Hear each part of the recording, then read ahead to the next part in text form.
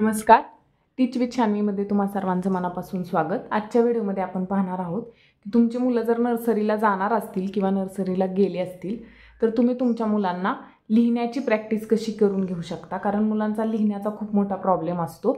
मुलं लिहायला सहजासहजी तयार होत नाहीत आणि त्यात जर तुम्ही प्रॅक्टिस करून घेतली नसेल स्टँडिंग लाईन, स्लीपिंग लाईन याची, तर मग तर खूपच त्रास होतो. तर आजच्या व्हिडिओमध्ये मी तुम्हाला सांगणार आहे की याची प्रॅक्टिस तुम्ही घरीच कशी करून घेऊ शकता. यासाठी काही वर्कशीट मी तयार केलेल्या आहेत, त्या मी तुम्हाला आजच्या व्हिडिओमध्ये दाखवणार आहे.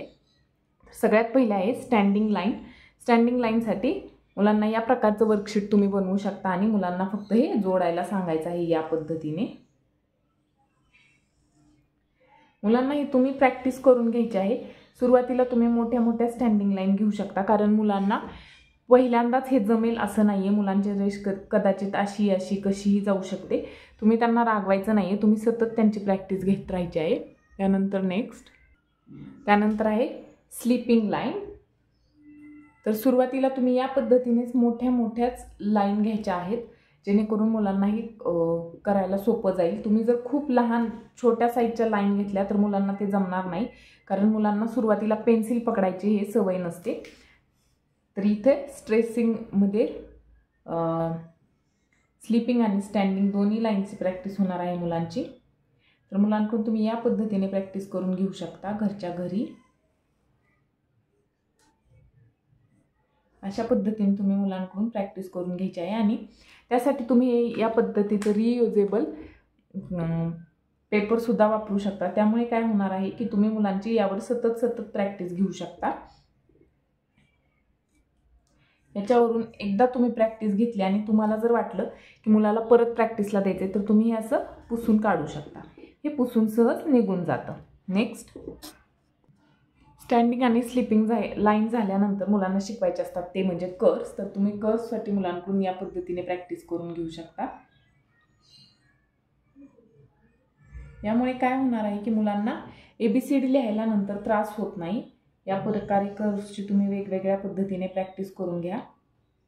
घरच्या घरीच तुम्ही हे बनवू शकता. हे बनवायला सुद्धा खूप वेळ जात नाही, जास्तीत जास्त 1.5 ते 2 तास. एवढा वेळ जर तुम्ही एकदा घालवलात तर तुमची मुलं छानपैकी रायटिंग शिकतील. या पद्धतीने तुम्ही हे मुलांकडून करून घ्यायचं आहे. आता मुलांना हे करायला जर वेळ लागेल तरी सुद्धा मुलांना सुरुवातीला याने काय होणार आहे की मुलांची पेन पकडण्याची सुद्धा प्रॅक्टिस होणार आहे. नेक्स्ट वर्कशीट आहे फॉर स्लांटिंग लाईन. तर स्लांटिंग लाईन म्हणजे काय, तर या पद्धतीच्या, तर वरून खाली किंवा खालून वर या पद्धतीने तुम्ही मुलांना असं सांगायचं आहे. दोन्ही पद्धतीने मुलांची प्रॅक्टिस. इथे कर्व दिलेले आहेत, कर्वची सुद्धा प्रॅक्टिस करून घ्यायची आहे. आता इथे जे घराचं चित्र दिलंय यामध्ये सुद्धा तुमची प्रॅक्टिस होणार आहे. Slanting line, sleeping line, standing line या सगळ्याची प्रॅक्टिस होईल. असेच काही तुम्ही ड्रॉइंग मुलांना करून द्यायचे आहेत. आता प्रॅक्टिससाठी तुम्ही या पद्धतीचं वर्कशीट बनवायचं आहे. आता असं का, तर हे जे वर्कशीट होते यामध्ये मुलांना पॉईंट दिलेले नव्हते. मुलांनी इथपासून सुरू करून कुठेही मुलं कुठपर्यंत सुद्धा काढत होते. पण आता इथं का, तर मुलांना तुम्हाला हे सांगायचं की या पॉईंटपासून सुरू होऊन तुला या पॉईंटपर्यंत थांबायचं आहे. या पॉईंटपासून सुरू होऊन या पॉईंटवर थांबायचं आहे. हे मुलांच्या लक्षात येण्यासाठी. कारण ज्यावेळी मुलांना तुम्ही लिहायची प्रॅक्टिस घेणार आहात त्यावेळी मुलांना तुम्ही काय करणार आहात, तर 4 लाईन बुक देणार आहात. तर त्या लाईन वेळी त्यांना सांगायचं असतं की वरच्या 3 लाईनमध्येच लिही, किंवा स्मॉल लेटर्स असतील तर त्याला सुद्धा कोणत्या लाईनमध्ये लिहायचं हे ठरलेलं असतं. म्हणून त्यांना हे सुद्धा लक्षात आलं पाहिजे की कोणत्या पॉईंटपासून सुरू झाल्यानंतर कोणत्या पॉईंटपर्यंत थांबायचं आहे. तर हे लक्षात येण्यासाठी मुलांकडून तुम्ही या पद्धतीने प्रॅक्टिस करून घ्यायची आहे. पॉइंटेड काहीतरी डिझाईन बनवून स्लँटिंग लाईनची पण प्रॅक्टिस करून घ्यायची आहे. कर्वची प्रॅक्टिस करून घ्यायची आहे. या पद्धतीने मुलांना हे खूप आवडतं. कलरफुल जर तुम्ही बनवलं तर मुलं आवडीने करतात. त्यानंतर मुलांची जेव्हा मोठ्या ह्याच्यावर प्रॅक्टिस होईल, मुलांना ही लाईन जेव्हा चांगल्या परफेक्ट लक्षात येतील आणि मुलांच्या लक्षात राहील की स्टँडिंग लाईन म्हणजे काय, स्लीपिंग लाईन म्हणजे काय, त्यानंतर तुम्ही त्यांना या पद्धतीने छोटंसं वर्कशीट बनवून द्यायचं आहे आणि आता यावर प्रॅक्टिस करायला मुलांना सांगायचे आहे. जसं की या पॉईंटपासून सुरू होऊन या पॉईंटपर्यंत तुला थांबायचं आहे, या पॉईंटपासून सुरू होऊन या पॉईंटपर्यंत तुला थांबायचं आहे. या पॉईंटपासून सुरू होऊन या पॉईंटवर थांबायचं आहे. याला काय म्हणायचं? Standing line, sleeping line. त्यानंतर नेक्स्ट आहे स्लांटिंग लाईन. त्यानंतर या बाजूच्या सुद्धा slanting line, left side slant, right side slant हे सुद्धा मुलांना ओळख करून द्यायची आहे. त्यानंतर नेक्स्ट कर्व. तर ही प्रॅक्टिस तुम्ही जितकी जास्तीत जास्त मुलांकडून करून घेणार आहात तेवढं मुलांना रायटिंगसाठी फायदेशीर ठरणार आहे. तुम्ही हे घरीच करून घेऊ शकता आणि हे नक्की ट्राय करा. अपवर्ड कर्व, नाहीतर डाऊनवर्ड कर्व, त्यानंतर circle.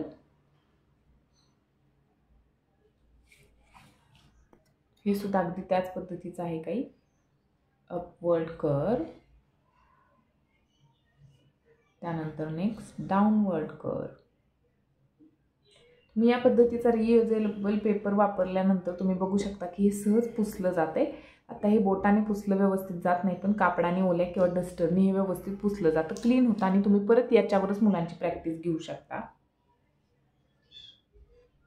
Curve, left sided curve, right sided curve याची सुद्धा मुलांकडून तुम्ही प्रॅक्टिस करून घ्यायची आहे. त्यानंतर ज्यावेळी मुलांच्या या सगळ्या ह्याची प्रॅक्टिस होईल त्यावेळी मुलांना काय करायचं आहे? तुम्ही असे काही चित्र काढून द्यायचे आहेत की ज्या चित्रांमध्ये curve, standing line, sleeping line, slanting line या सगळ्यांचा समावेश होत असेल. अपवर्ड कर्व, डाऊनवर्ड कर्व, जसं की मी तुम्हाला एक एक्झाम्पल दाखवते. तर या पद्धतीचे काही तुम्ही पिक्चर्स मुलांना काढून देऊ शकता, ज्याने काय होणार आहे की मुलांना याची प्रॅक्टिस होणार आहे. तुम्ही जे शिकवलं आहे स्लांटिंग लाईन, स्लीपिंग लाईन, हे बघा सर्कल, त्यानंतर स्लांट लाईन. तुम्ही डॉटेडमध्ये सुद्धा देऊ शकता किंवा डायरेक्टली काढून मुलांना फक्त गिरवण्यासाठी सुद्धा देऊ शकता. स्लांट लाईन, स्लीपिंग लाईन, या हे बघा कर्व आहेत, यामध्ये वेगवेगळे कर्व आहेत, त्यामुळे मुलांची प्रॅक्टिस व्हायला मदत होते. Sleeping line, standing line, curve अशा पद्धतीचे वेगवेगळे पिक्चर तुम्ही मुलांना बनवून द्यायचे आहेत.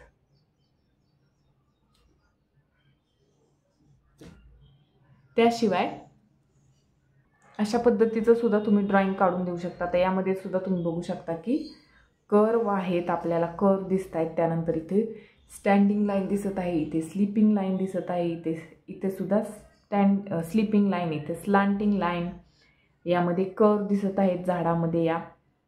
त्याशिवाय या घराच्या या प्रकारच्या अशा छतामध्ये इथे स्लांटिंग लाईन मुलांना काढाव्या लागणार आहेत. तर अशा पद्धतीने मुलांना तुम्ही वेगवेगळे पिक्चर्स काढून सुद्धा standing line, sleeping line, slanting line, वेगवेगळे कर्व, सर्कल यांची प्रॅक्टिस करून घेऊ शकता. ज्यावेळी मुलांची ही सगळी प्रॅक्टिस होईल त्यावेळी मग मुलांना तुम्ही अंक शिकवायला किंवा ABCD शिकवायला चालू करायचं आहे. तर अंक शिकवताना सुद्धा तुम्ही स्टार्टिंगला त्यांना डॉटेड लाईन काढून द्यायच्या आहेत, जेणे की त्यांची प्रॅक्टिस व्हायला मदत होईल आणि याच्यावरून त्यांना फक्त गिरवायला सांगायचं आहे. त्यानंतर ज्यावेळी ते हे प्रॅक्टिस करतील त्यावेळी मग त्यांना हे आपोआप जमायला चालू होईल. आता त्यांना या एका बॉक्समध्येच हे काढायचं आहे, मोठं मोठं काढायचं नाही आहे हे त्यांना सांगायचं आहे. तर त्यासाठी तुम्ही मुलांची घरीच प्रॅक्टिस घ्यायला चालू करू शकता या पद्धतीने. त्यानंतर ABCD पाहूयात. आता ABCDमध्ये तुम्ही काय करायचं आहे की तुम्ही जर मुलांना फक्त स्टँडिंग लाईन, स्लीपिंग लाईन शिकवली असेल तर स्टँडिंग लाईन आणि स्लीपिंग लाईनशी रिलेटेड शब्द तुम्ही शिकवायला चालू करू शकता. जसं की स्टँडिंग लाईन आणि स्लीपिंग लाईन किंवा स्लांट लाईन यांच्याशी रिलेटेड, कर्वशी रिलेटेड अक्षरं तुम्ही घ्यायची नाही आहेत, फक्त लाईनशी. स्टँडिंग लाईन, स्लीपिंग लाईन ज्यामध्ये येणार आहे, स्लांटिंग लाईन हे बघा तुम्ही, ही काही अक्षरं आहेत अशी की ज्यामध्ये फक्त लाईन्स येतात, यामध्ये कर्व कुठेही येत नाही. आणि या उरलेल्या अक्षरांमध्ये कर्वसुद्धा असतो आणि लाईनसुद्धा असतात. तर ज्यावेळी मुलांना कर्व शिकवतील त्यावेळी तुम्ही नंतर या अक्षरांची प्रॅक्टिस घेऊ शकता. तर अशा पद्धतीने तुम्ही मुलांकडून प्रॅक्टिस करून घेऊ शकता. हा होता आजचा व्हिडिओ. तुम्हाला जर हा व्हिडिओ आवडला असेल तर व्हिडिओला लाईक करा, शेअर करा आणि चॅनलला सबस्क्राईब नक्की करा. धन्यवाद.